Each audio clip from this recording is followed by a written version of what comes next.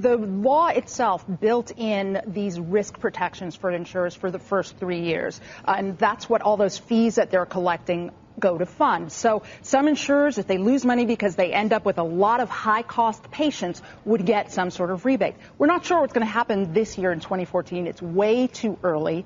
But the fact that we've seen more people actually on the exchanges means that there's more going into that fund. What the administration clarified last week was that if those funds end up short, especially next year in 2015, that they'll make up the difference to make sure those protections are there to keep insurers on the exchanges. Okay, so Avik, what's your thought about all of this?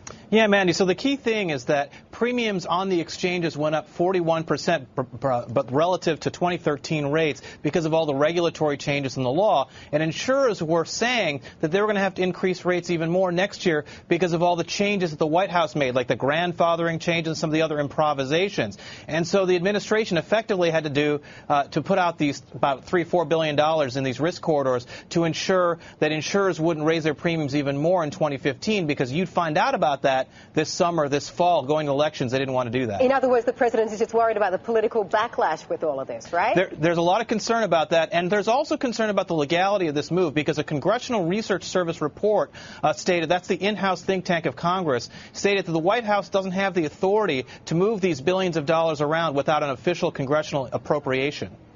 Yeah, okay, bro. I was going to say there's no certainty we will need this taxpayer bailout, right? If the premiums, can stay kind of calm and they don't lose a bunch of money, but it does sound like a bailout. Well, it's built into the program is the thing. The majority of it was already built in, funded by taxes. One of the things that insurers have done at this point is they haven't built this into their annual estimates because it's a backward-looking thing. They won't know whether they'll get it until next year. So a lot of analysts have been asking them all along, is this part of your earnings estimate for this year? And so far, they haven't calculated it yet because it's just too early to know. Sounds to me like another instance of privatizing profits and socializing losses, right? I mean, how many of our viewers who might run their own small business are thinking, well, damn it, if I lost money, I'd sure like someone to backstop me. That's been the political concern, and the argument you'll hear from the White House is, well, we need to give them that sweetener, that subsidy, that extra shake, because otherwise they won't participate in the exchanges and people won't be able to find coverage. Avik. It is only for the first 3 years. After that, they're on their own. That's right, and actually that's why the Congressional Budget Office anticipates that in 2017 to 2018, when this program goes away, you are going to see a spike in premiums at that point because these subsidies won't be there to cushion the blow.